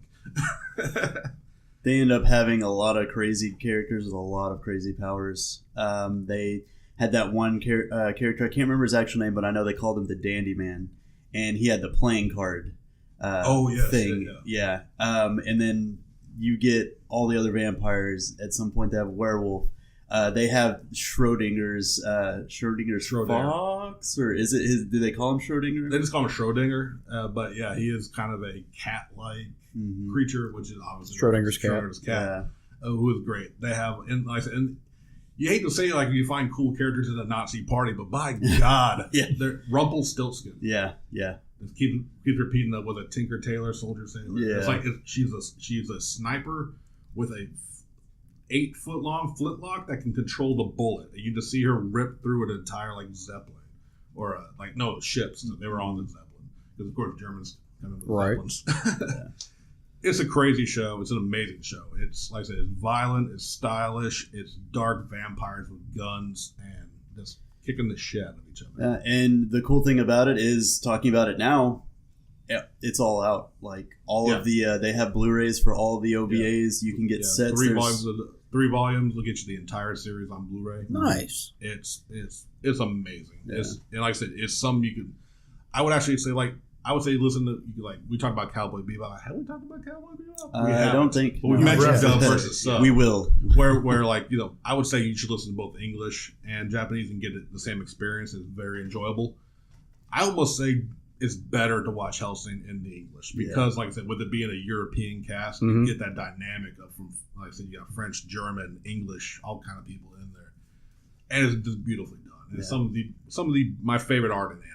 Super dark. And I've been talking to him, and I was like, dude, I think Kale would really enjoy this, especially since he doesn't have to watch it in Japanese. It's one we've been wanting to put on you for a while, but we know how busy you are. Yeah, that was. And it's only 10, 30, 40-minute episodes, but I'm keeping a spreadsheet at home of all the things I have to consume when I'm through with what I'm doing. Hellsing is an amazing series. The manga is all out now. I don't know if it's still readily available on bookshelves. I'm pretty sure they're still available on Amazon. I think it's all still in print. Yeah, it should still be in print if you want to read it. It's also a damn good read. Like I said, the art is, to me, is stylized, but it's gorgeous artwork. Yeah, and that's why it took so long for you to be able to read it. It was kind of funny because originally, whenever we were trying to figure out what we were going to discuss this week, we had mentioned the series Drifters, which is his series that he started after Hellsing. But then we're like, we haven't talked about Hellsing yet, so you got to talk about his first major book at least before you talk about his follow-up.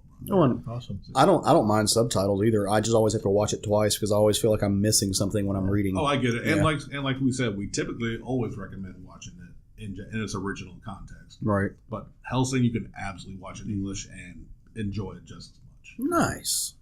Yeah. Well, very That's cool. what I'm sold on. Yeah. Oh, you got a 2 for this week. Yeah. Nice. Damn well better love some Hellsing. But that's a review. Our bowls are empty. Ikadakimasu. Very cool. Definitely want to check that out. All about some vampires all the time. So y'all already talked about some book? Let's do it. Let's talk about some comics. I'm excited. As is the case every week, I'm going to get us started on this. I'm going to switch this up next week just to throw a wrench in there. I'm going to talk about West Coast Avengers. Ooh. And I do want to address for a minute why I'm talking about West Coast Avengers. Number 1, it's a great book. Number 2, I was doing some research on another subject and came across a douchebag on the internet that's basically a troll that makes a living being a troll that bought this book knowing damn well that he wasn't going to like it so that he could rip it on his YouTube channel. And pieceofshit.com. And what he said was how you ruin the comic industry with one comic book. That was the title of his video. Now, I will say this. I didn't watch the video because I don't give a fuck what he says. But it made me think. When I saw that, I thought, well, I read this book and I thought it was pretty damn good. Did I miss something? So I went back and reread it. And no, I didn't miss anything. Nope. So, West Coast Avengers, of course, it's a Marvel book. Kelly Thompson's writing it. Stefano Caselli is doing the art. And Triona Farrell is doing the color. Let me just say, first of all, that's 2 weeks in a row that Triona Farrell's been the colorist on my book. That's right. I didn't even make that connection. Yeah. She's relatively new. I went and looked to see what she's been doing, and she started in about 2016 as far as published work. Mm-hmm. I can see why she's starting to get a lot of attention and starting to get more books, especially teamed up with Stefano Caselli, because his art was freaking amazing in this book. I mean, not everybody can pull off land charts, which we'll get back to in a minute. But her coloring did not oversaturate. I mean, you saw all of his art. It was just a great combination of art, in my opinion. So let's get to the story and the writing. And so many times when you get a number 1, you get what Sean calls bringing the band together or back together. And that's at the heart of this book. That's what it is. But it's done so well that you don't feel that that's what it is.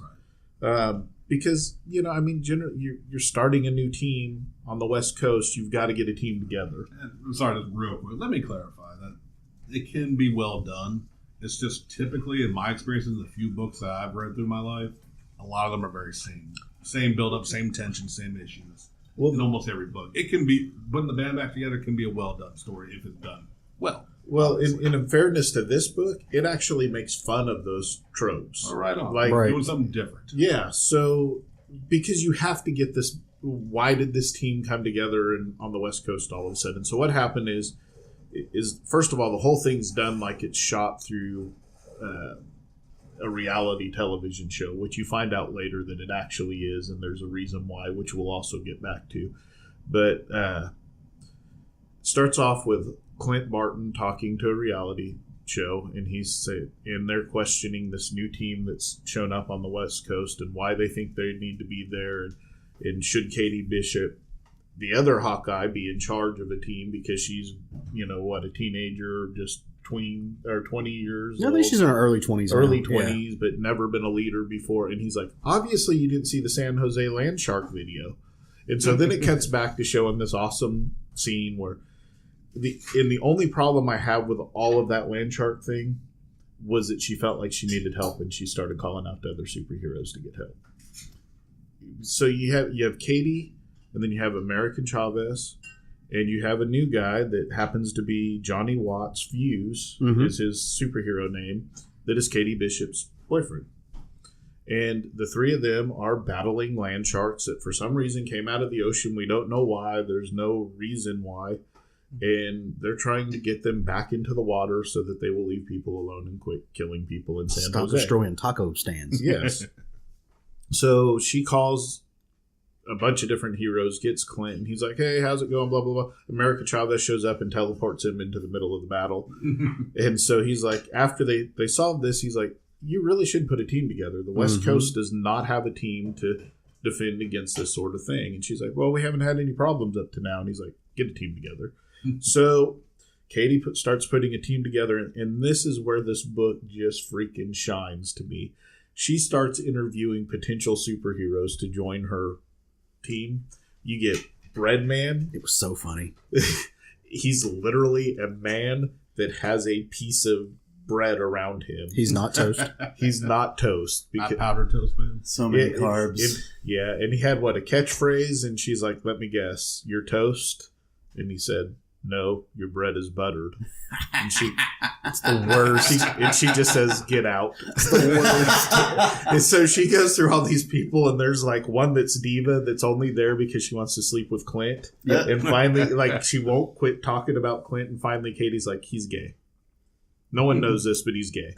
And she's like, and she goes through all these people, and she's like, I give up. The best one was actually Breadman. The best hero she interviewed was actually Breadman. I think the Spider King was hilarious. Yeah, Spider King was great. Dude showed up with He's just covered in in spiders. spiders, and they're landing on her desk, and she's like, "Just leave, just get out." I would have set him on fire before leaving. So she goes through. And I'm not going to spoil all of those different heroes for you that show up. Go read the book because there's some really cool, like absolutely worthless powers and stuff. So she's given up, and then Gwenpool shows up and decides to join the team. So she gets Gwenpool in, which those of you that don't know, it's Gwen Stacy as Deadpool. Not this one. I thought this was a different one. Like No, it's Gwen Stacy as Gwendolyn Deadpool. Poole is her name. Like that was a recent retcon. Okay, In another if they book? did that, then I was unaware of Yeah, that. well, because I I really wasn't reading the Gwenpool book. So Yeah. So, anyways, so you got Gwenpool is now part, and she's a lot like Deadpool. She thinks the whole world is a comic book, and she happens to know every superhero's identity, and it's kind of cool. And she's as crazy as Deadpool, so it's kind of fun to have her on this Avengers team.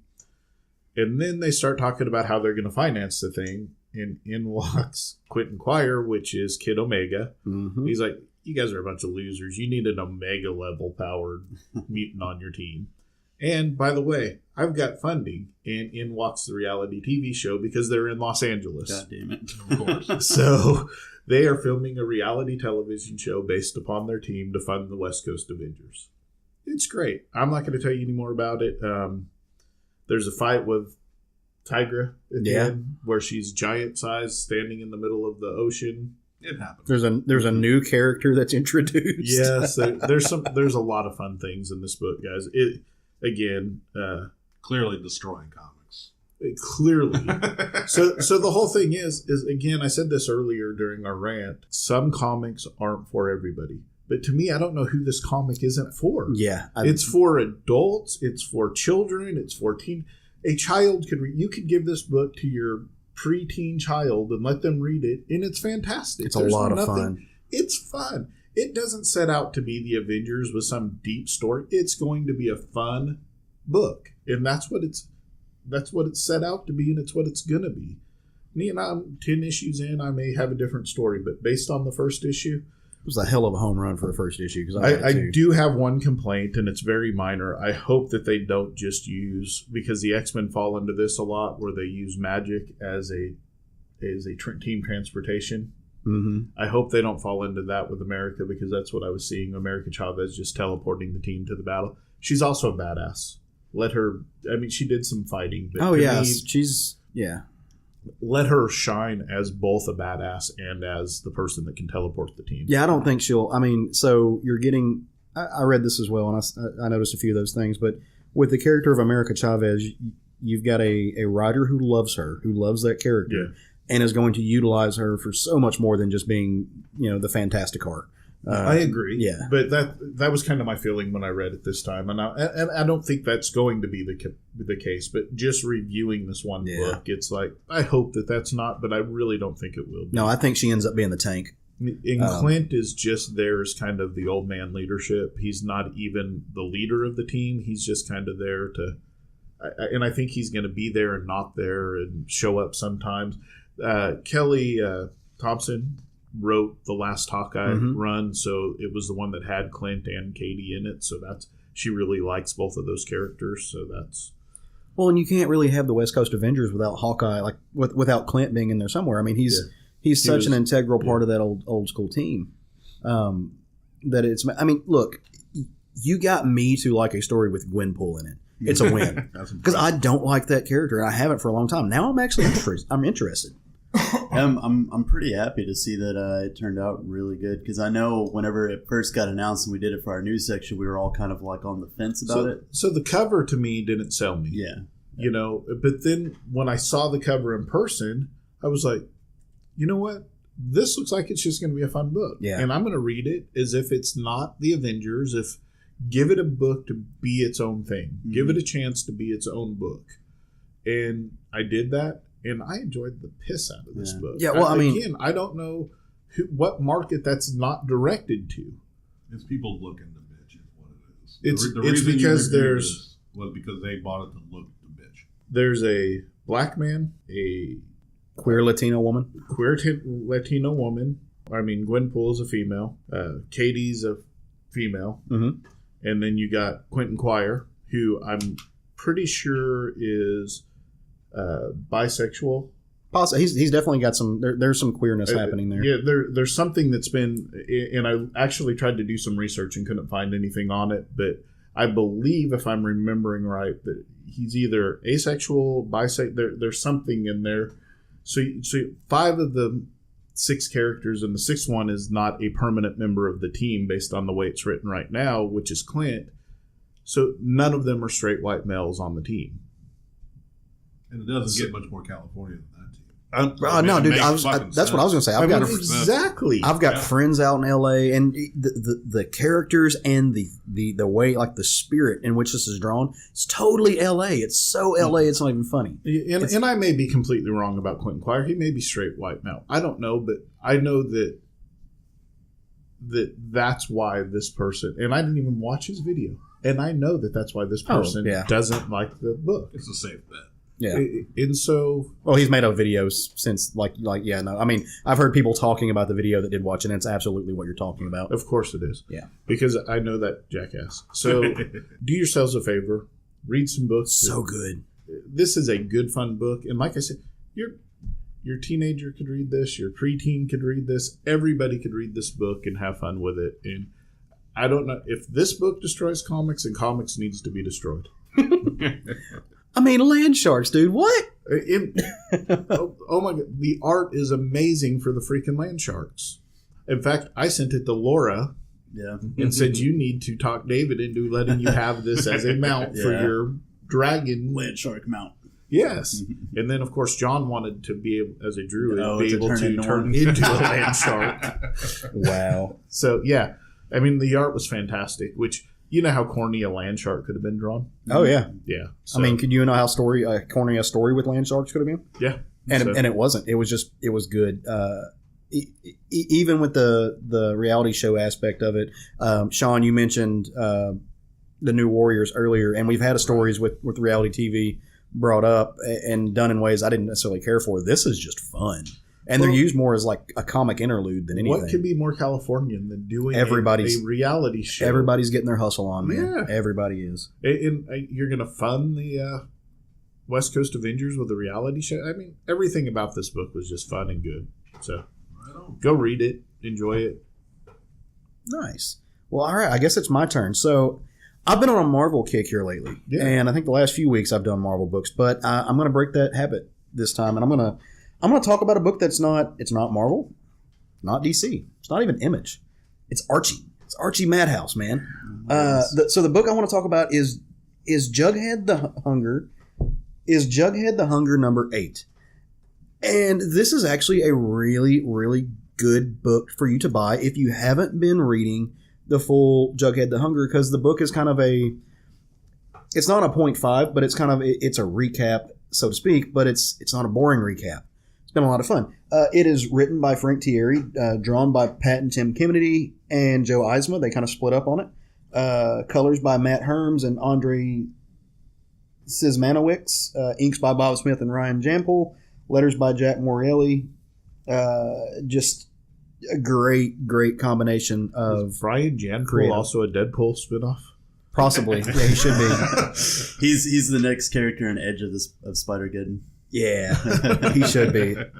Great creative team, man. Yeah. So to kind of catch you up on what's been happening in the world of Jughead, at least this world of Jughead, this is part of Archie's Horrorverse. Yeah. It's not your standard Riverdale story. This is the creepy, spooky, scary, weird, supernatural part of it. Sabrina's actually a scary witch. Yeah. And Archie's living in zombie world. And Jughead is a fucking werewolf. Yes. Now they're two different stories, though. Yeah, they take place in two different universes. Right. It is the Horrorverse. So. But in this one, so there's been a werewolf horde that has been attacking.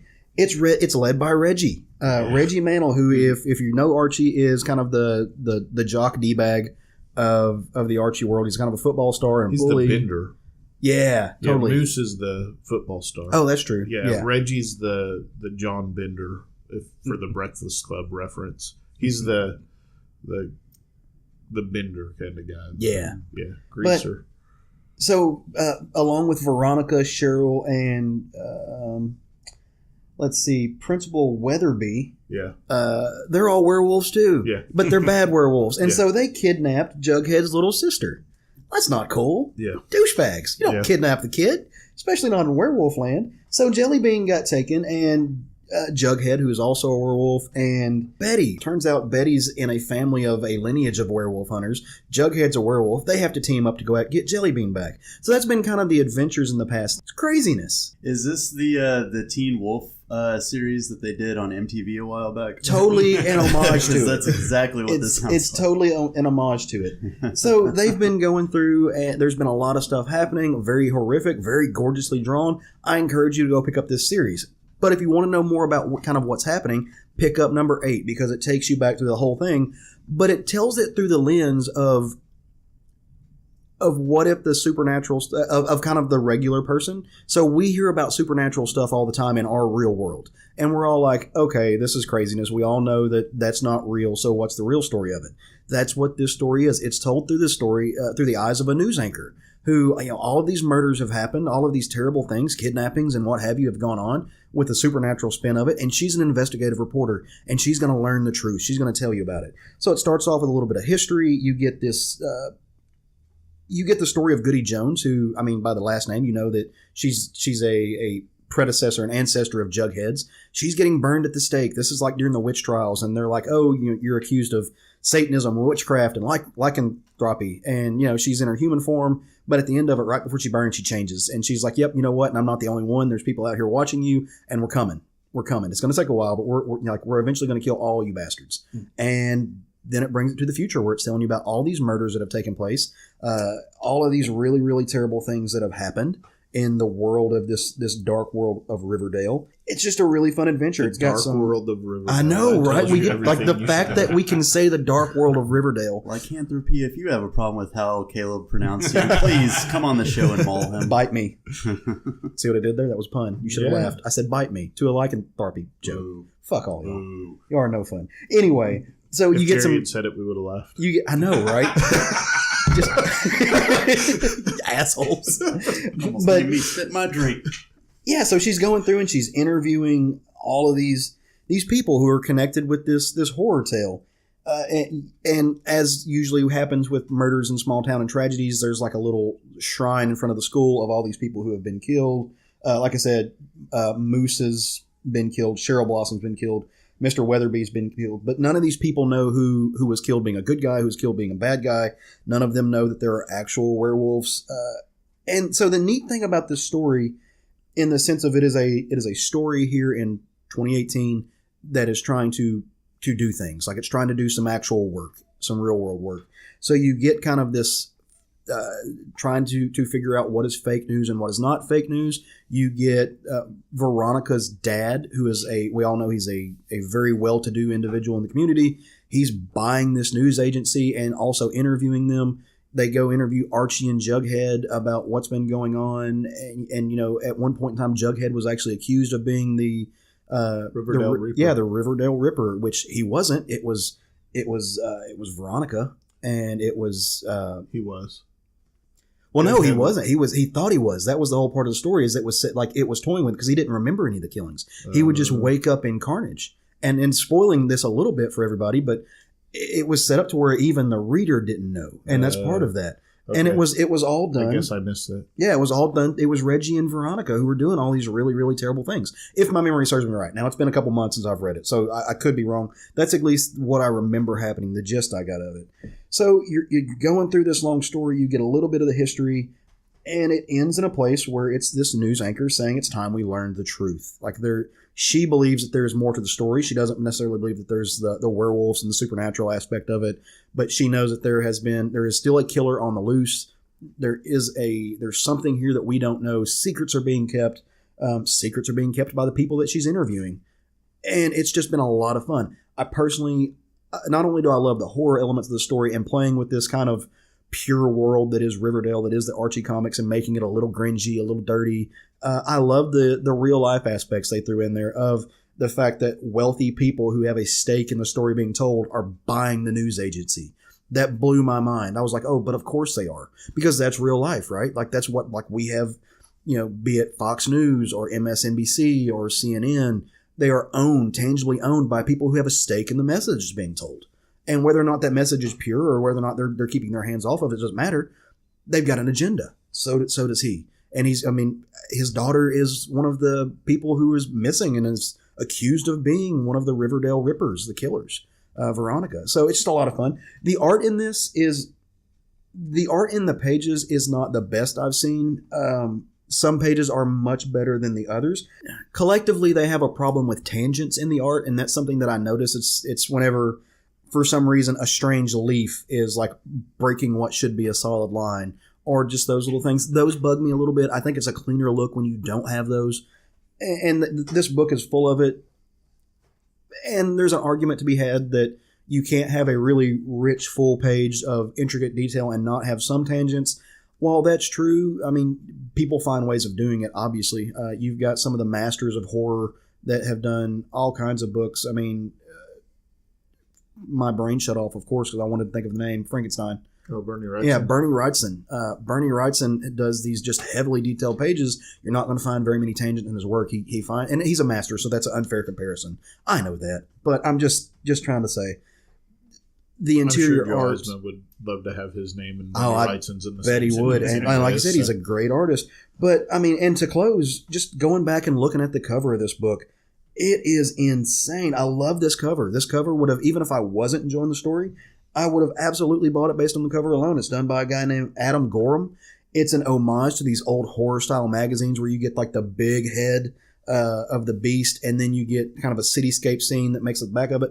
Lots of neon colors, really good use of negative space, really good use of splatter. It looks like an 80s horror movie. Yeah, VHS. It immediately made me think of The Howling. Yeah, and I think that's what he's definitely going. And the layout, with your title emblazoned at the top, and then this little blurb, Werewolves of Riverdale: The Untold Story. It's been a lot, man. It's a really great book. Even if you haven't read the back matter, the issues 1 through 7, you can read this book and get a generally good idea of what's been happening on in this Madhouse verse, and pick up issue 9. Go for it. It's a lot of fun. You're going to enjoy it. I really think you are. If not, give me your copy. So I haven't read that issue yet. I read the first 7. I thought it was done because of the way it ended. Right? Yeah.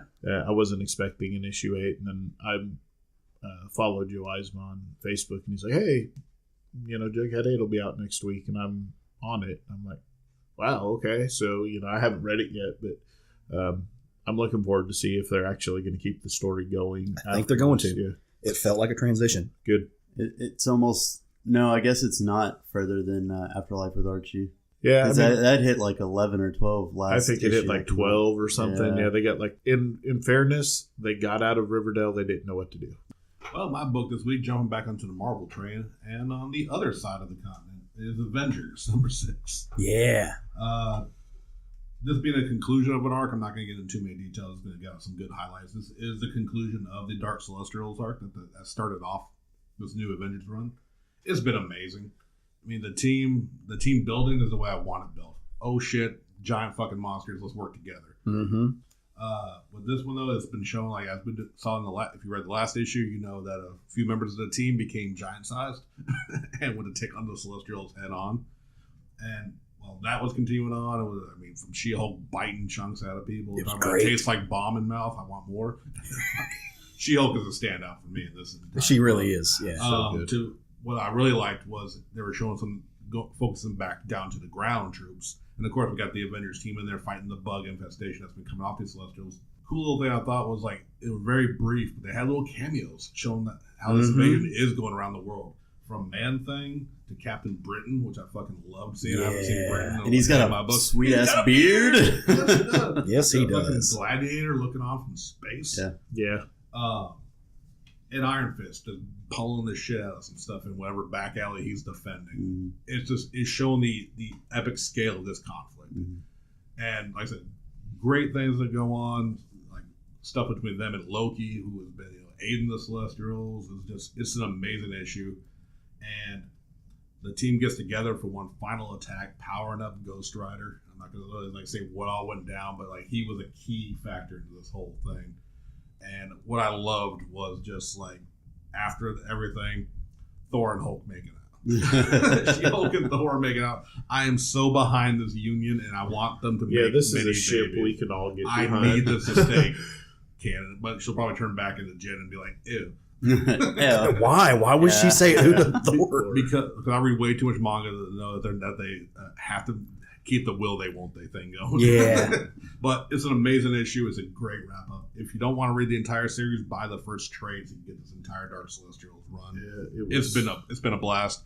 If you remember, I mentioned that I had to get off a lot of books. I actually got off of Avengers because I just had to cut some books to save money. I immediately regretted it after Jerry's review of the very next issue that I cut before. So I'm back on it, and I'm so happy.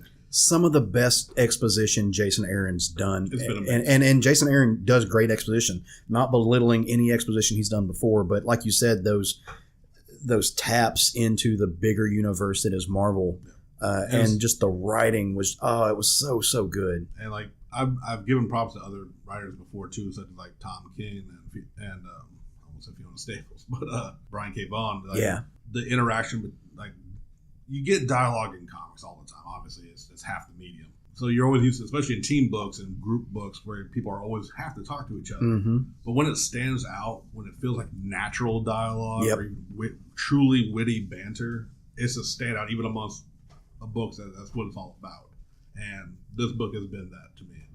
The team dynamic, the personalities, not just fighting together. The personalities are blending so well. Mm-hmm. And I fucking love Ghost Driver. Mm-hmm. That's great. Nice call him. So, I mean, Robbie. That's what I was going to say is... I'm liking him. is one of my favorite things about this book is they took characters that are kind of secondary Avengers, I would say, and they're making me care about them. Mm-hmm. They're making me like these characters.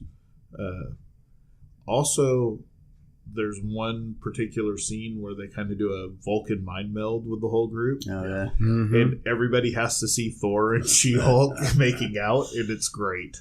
Yeah, this, like I said, that's the reactions between that and this. It's a great group dynamic, and I'm really enjoying it. I mean, the Avengers are my jam. That's the team that got me to love Team Comics, and they're in great hands. Yeah, beautiful book, man. And I'm ready to see what they're going to tackle next. Mm-hmm. Yeah, dude. It was a good story. How do you beat Celestials? Jason Aaron's going to find a way. Yeah. Dude, we could get a Conan Avengers crossover. So my book Yes! this week, Conan on the Avengers. was I was really hard pressed not to pick a Marvel book because they came out with so much great stuff Yeah, this it was week. a good week. So it was between Black Hammer and Teen Titans for me. So I picked Black Hammer. It is great. We see Lucy after her romp in essentially like the land of Nod and Purgatory and all these places. She finally gets back, and she's immediately attacked by Lady Dragonfly. Mm-hmm. And what was his name? Dr. Weird, Captain Weird. Captain Weird, yeah. Captain That's his Weird. name. And the guy in the red outfit? Yeah. Yeah, it's Captain Weird. Colonel Weird. Yeah. He got promoted. They know what's going on with this. It's all being done by Madame Dragonfly, as we've seen, that we know. She has somehow made this world, and she's manipulating her NPCs, as I like to call them, in this world to try to keep everybody there. It's worked with Abraham Slam, and then it just worked with and I just lost the name of the Martian. Barbalian. Like their particular picked out love interests in this world are finally like going for them, so they're not having any problems. So she essentially made those characters like that, so to get them to stay. I love that Barbalian finally got laid. I love that Abraham Imaginary Slam and this I cannot remember her name at the moment. You're me this episode. Gail? No, not Gail. Gail is the girl. Yeah. Yeah, his love interest. Yeah, his love interest. But he's like, I got to tell you something. And he walks off and comes back in his costume. And she's like, oh, Tammy is her name. And she just starts laughing. She thinks it's a joke. She doesn't know where he got it. Meanwhile, Gail's looking at Talkie Walkie, who got destroyed by Colonel Weird because she was starting to figure things out. So Gail fixes Talkie, and she bumps up just enough time to say that Dragonfly betrayed us. And so it pretty much concludes with them all going and confronting Madame Dragonfly while Lucy's being strung up on the wall. And you find out that the whole reason why she's done this is to save everyone's life. And you don't really know what's going on. And she mentions that none of this is real. And when they all come to, they're on a spaceship. And unless I'm mistaken, they don't look like they've aged. Like Abraham Slam looks pretty young, but you're only seeing him from a distance. Right. So the next issue is pretty much going to explain what happened and why they're in space. I think they're in the quantum realm or whatever. That could be it as well. It'd be a nice little tie-in to bring in the side books too. But I also noticed that Lucy wasn't there whenever they all came to. Mm-hmm. And now, since they're on a spaceship, I'm trying to figure out how Lucy even got there in the first place. Yeah, because she's in. Yeah, so I mean, obviously we don't have all the answers. Yeah, but and we don't necessarily know that we've seen all of them that are on the spaceship. Right. It's been a fantastic book. I'm ready to get some goddamn answers. It's a book that Lemire, I think, has wanted to write for a long time. It's been I love the homage to the Golden Age stuff, I love that it doesn't feel dated. Yeah, like it's you can tell what they are. It's not as sardonic as say Watchmen was. Mm-hmm. It's still a lighthearted, relatively fun adventure, but really poignant and just really touching into things that made these character tropes amazing. Yeah. Just you really can wonderful. almost figure out with each character who they are in other books. Yeah. Like Gale is Shazam. Yeah. And Black Hammer is Thor. Yeah. He's actually kind of a cross between Thor and Shazam, I believe, because they were talking about all the gods' powers that he had. But yeah, so I don't know. It just kind of brings up like, now that we're gonna unravel this mystery, are we getting close to a conclusion, or? I think this is a story he's got a long run plan for, because we don't know why they've had to leave Earth. We don't know anything yet. Yeah. There's so many more. I mean, and the last thing we knew, the last villain that they were fighting and everything was the anti-god. Yeah. So I guess their next issue, they're probably going to explain what happened at the climactic end of that fight. Final crisis happened. And how they ended up in space. So, we all know that that's what happened. I'm ready for it. I mean, the entirety of this book was worth it for the I fucked a priest joke. Yeah, that's true. Yeah. That was great. The priest has a little bit of the devil in him. Yeah. All right, any honorable mentions for the week, guys? Pretty sure Sean and I could say Teen Titans. Teen Titans was amazing. Yeah, I haven't read it yet. Looking forward to it. It's good that neither one of us did it then. Yeah. I mean, it's okay because it's my fault for not having it read. Yeah. But they did a thing in it. Of course they did. Yeah, something definitely happened in that book.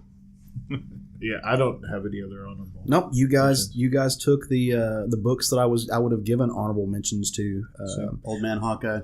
I picked up no DC this week. Like, I had no DC in my pull box. It was completely. I haven't read Little Donnie yet. I did. I guess I haven't read it yet, but I will say that will be my honorable mention, Little Donnie. So, because I've read all those strips, I just haven't cracked the book yet. Gotcha. So, well, all right. Well, let's get ahead of ourselves a little bit and talk about what. Oh, yeah, sorry, I did remember something I did want to pump the brakes. Too. Sorry, a series we talked about earlier on one of our MangaRamans, Gantz. Yeah, the omnibus has come out, so you can get the first 3 volumes of one collection for $25.